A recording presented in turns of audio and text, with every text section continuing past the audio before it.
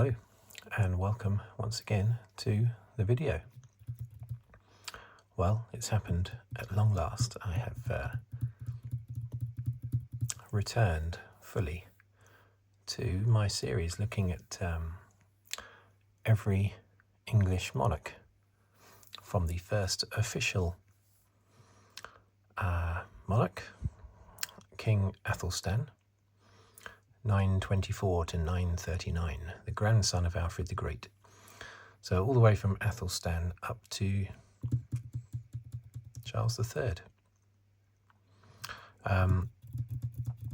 Now you might think, why is Alfred the Great a famous king? Why is he not in the list? Because he wasn't actually king of England.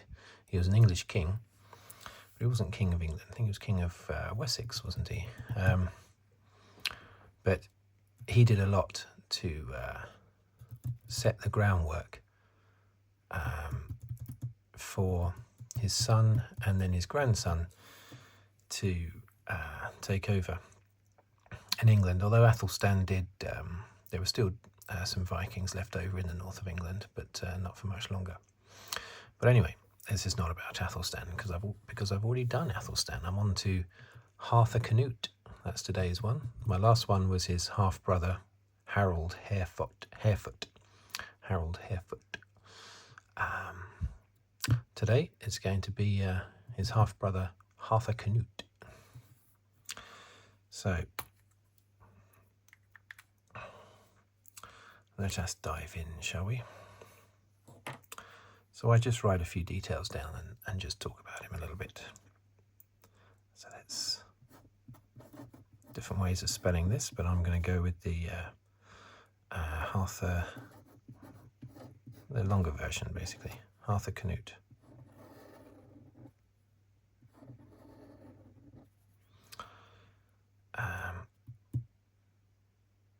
He was the son of Canute, King Canute, who famously, supposedly, failed to hold back the tides. The story is that Canute was fed up with all his yes men saying that he could do no wrong and he was godlike. So he went down to the beach, just like that, apparently, and stood in front of the tide and said, "Tide, don't come in." And then, of course, the tide came in, and then he said, "There you go. See, I'm not godlike. Stop, fawning over me, basically." Whether or not that story is true, who knows? Let's focus, shall we? But yes, Harthacanute is the son of Canute. Now, let's just write down, because this gets all a little bit complicated. He was born roughly circa 1018. But let's just go back a little bit. Up here, I'm going to write the sequence of events before that. Now, I've covered these monarchs already, but I'm just going to do a refresh.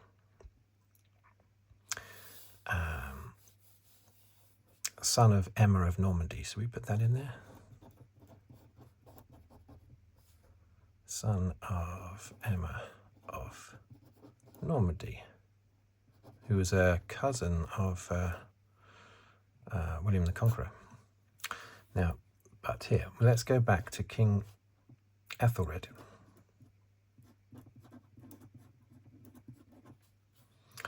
Ethelred, who reigned from 978 to 1013. In 1013, the Vikings successfully ousted Sweyn Forkbeard, successfully ousted the Anglo-Saxon king of England, Ethelred. But he didn't reign for long. He reigned from 1013 to 1014. And then he died after falling off his horse. In 1014, Ethelred came back, so I'm going to put him down there again.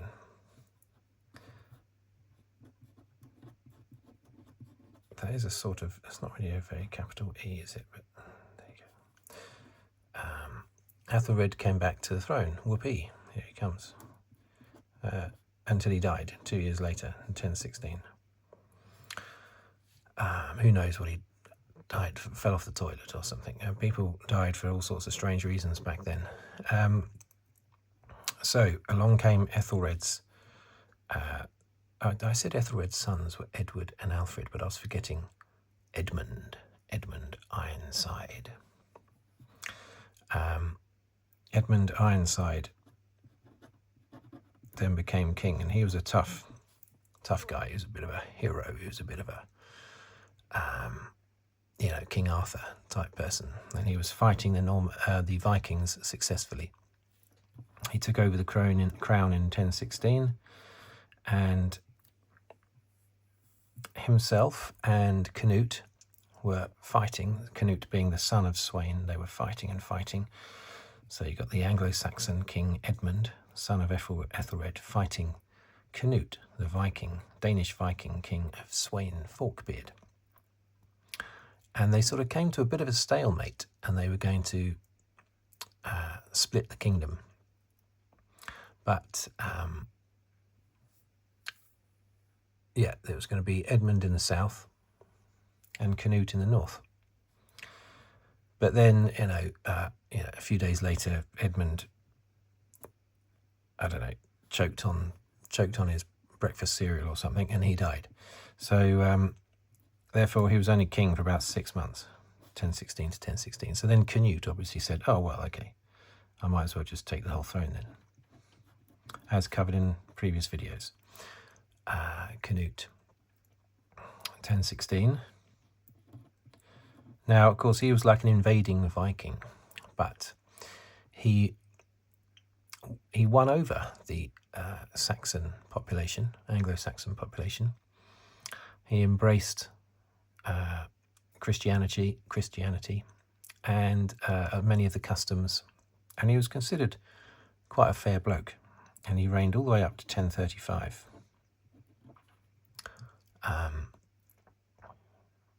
He might have had a normal death. I can't remember how he died now, but I would have covered that in my previous video. So 1035, Canute dies. Now that left Harthacanute, his son, and Harold. Now Harold was older, okay, but Harthacanute, it had been agreed. Let me just go back a little bit here. Now, let me just put here. I'm going to put here. Harthacanute, Harold, Harefoot, covered in my previous video, was son of, was it Elgifer, wasn't it? I think Elgiver. All right, that was Canute's first wife. But in order to win over the Anglo-Saxons, Canute married Ethelred's widow. So he married Ethelred's widow, and that was Emma of Normandy. She wasn't a Saxon, but she was, she was Queen of England, Queen of Anglo-Saxon England, even though she was a Norman. So Harthacanute is son of Emma. Now, Canute was still married to Elgiver. She was his wife in Denmark, and Emma was his wife in England. And in order to keep the peace in England, it was decided, and because Emma was his new wife, and he might be more into her, I don't know, but Canute and Emma came to the arrangement that Harthacanute, even though he was younger than Harold, Harthacanute would take the throne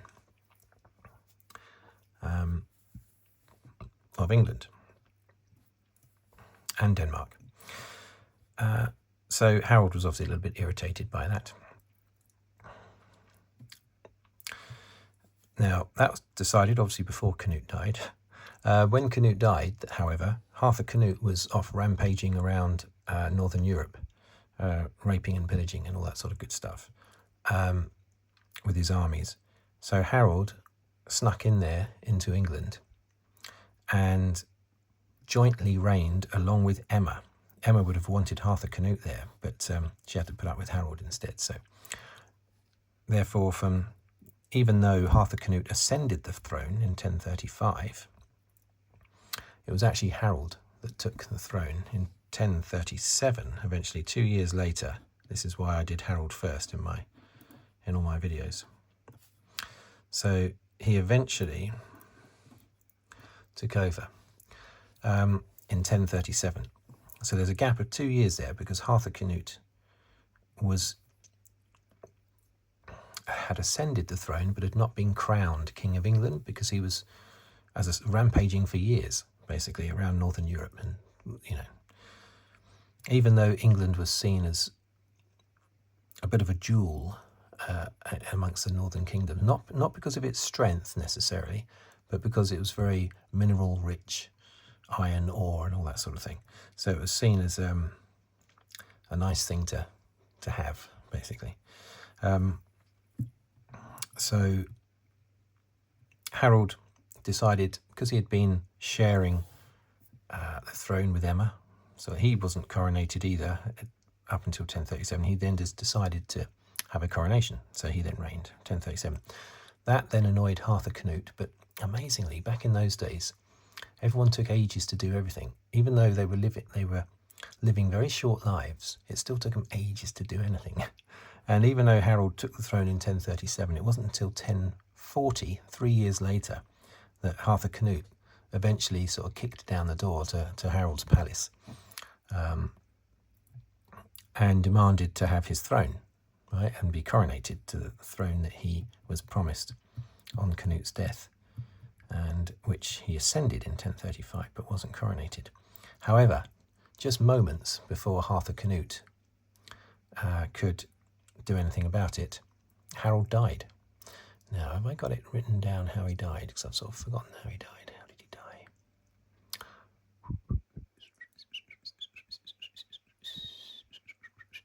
No, I don't know how he died. I haven't got it written down. So Harold died in 1040, which meant Harthacanute got there in the end, could eventually take the throne in 1040. A throne that he ascended in 1035 but was not coronated until 1040, which is probably the biggest gap in English monarchy history between ascending the throne because the previous monarch has died and actually being coronated. 5 years. Now, what did I miss out? Oh yes, of course, when Harthacanute did turn up in 1040, wanting to fight his half-brother, and when he found out that Harold had died a month or so earlier or something, a few weeks earlier, he dug up his half-brother, dug him up, and threw him in a marshy, boggy ditch, basically. Some sources say it was just a marsh, some say it was a ditch.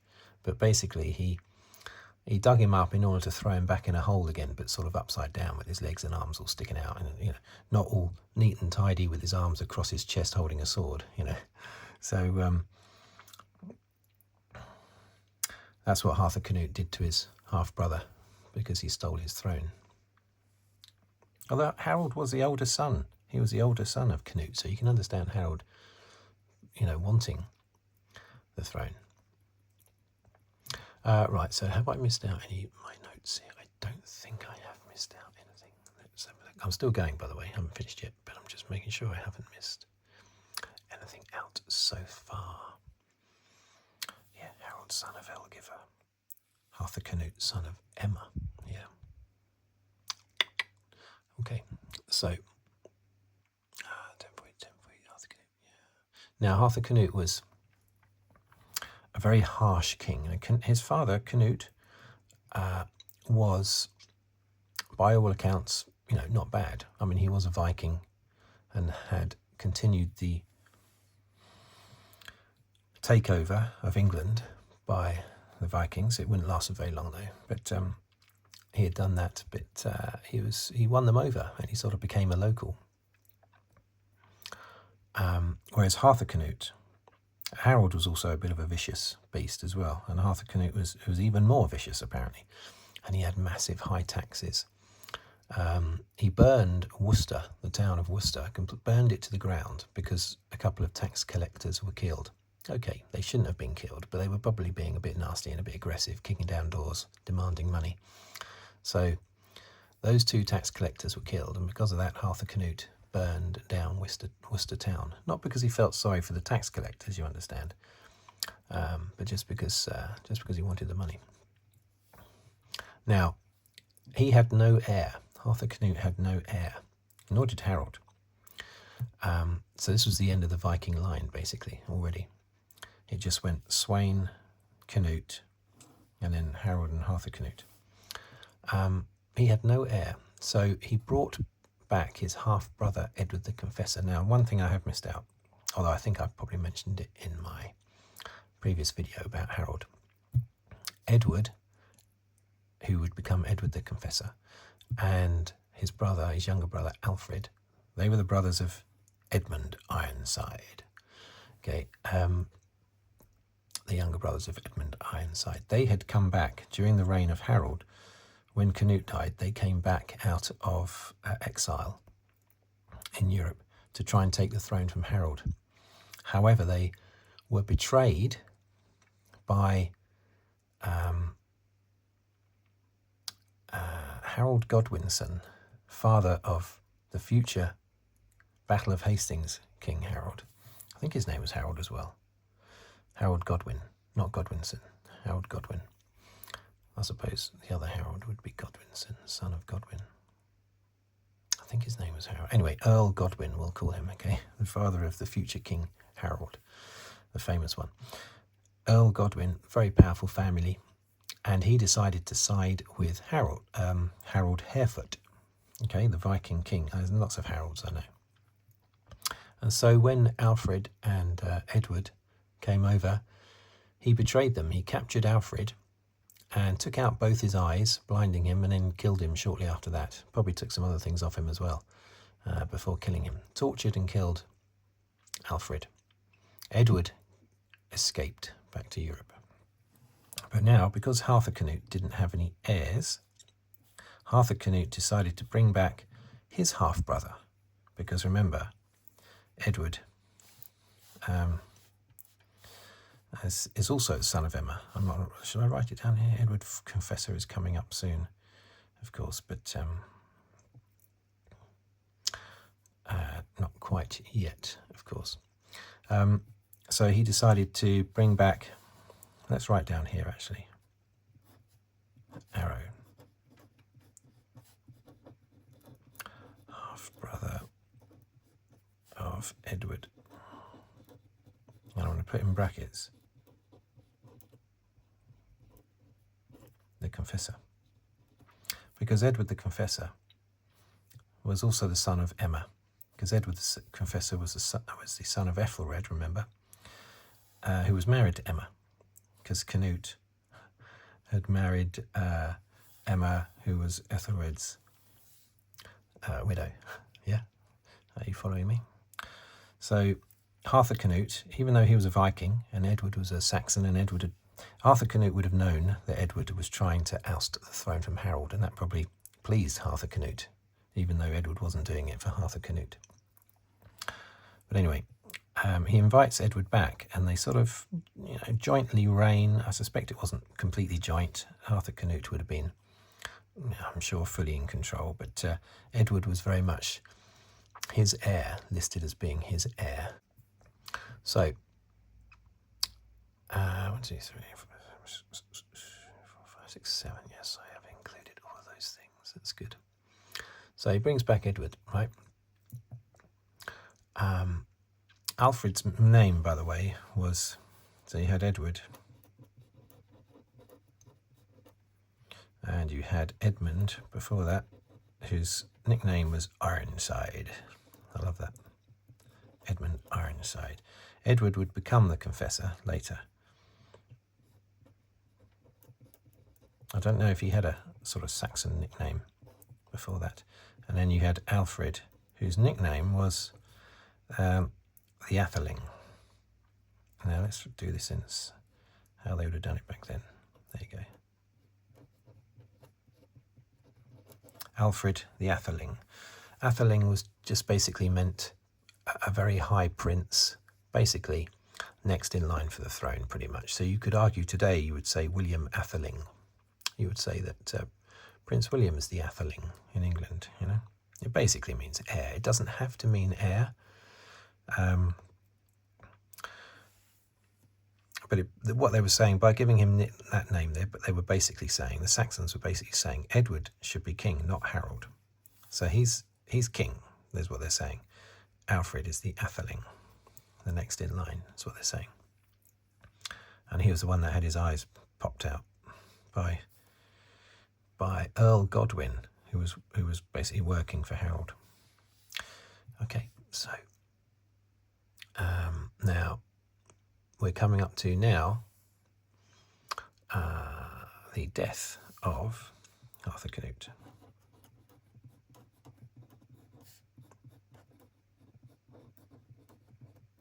Oh dear, it's quite long. That happened on, and we have an exact date for that as well, on the 8th of June, 1042. He died struck with seizure, apparently.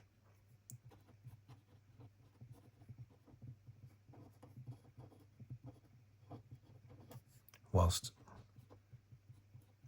attending a wedding.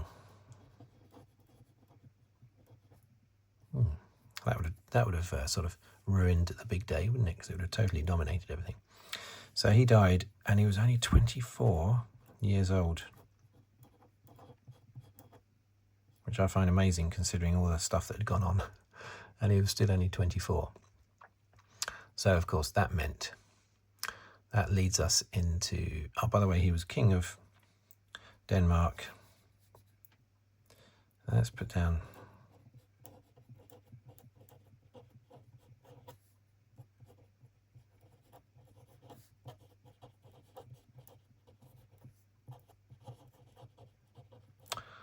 King of England and Denmark. So that then led to 1042. So Harthacanute reigned up to 1042. So that then means we then have Edward comes to the throne. So Edward, who becomes the Confessor, because he becomes very pious, very religious. He doesn't take a... He does marry, doesn't he marry Earl Godwin's daughter? I think so. But it's never sort of consummated, apparently. And he's almost like a monk, Edward the Confessor. And so he's called the Confessor because he, I don't know, confessed his sins to God a lot or something. I forget the reason, but I'll cover that in the next video. Edward the Confessor, 1042. ...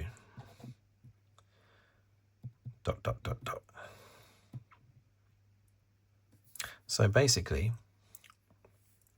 as I covered these in previous videos, but Saxon, right? So let's just put down there. Oh, how am I going to squeeze that in? Let's put there. Saxon, okay. Swain, Viking. Ethelred, of course, Saxon again, same bloke.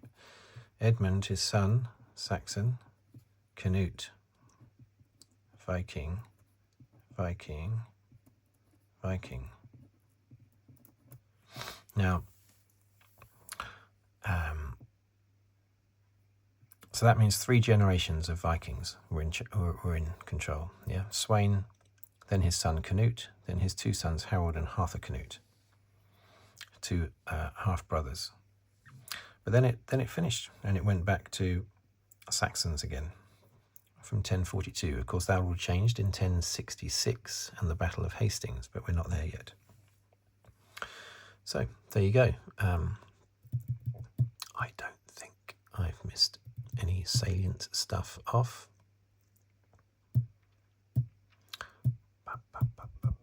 By the way, Edmund's children, you might be thinking, did he have any kids?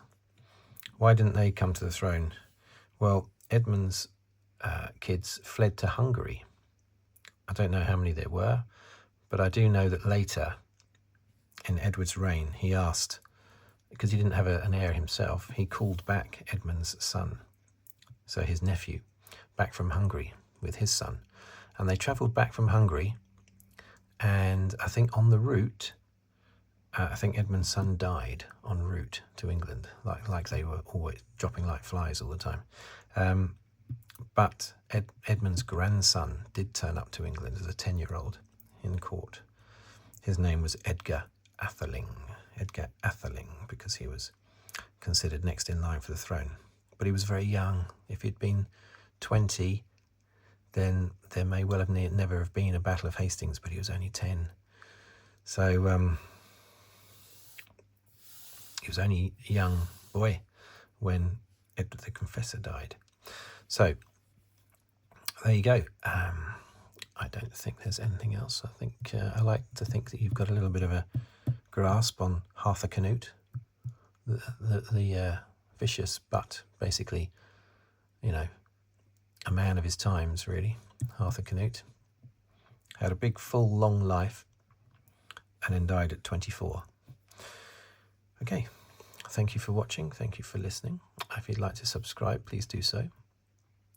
It won't be long before the next video in this series. I'll keep it going. But yeah, if you'd like to subscribe, please do so.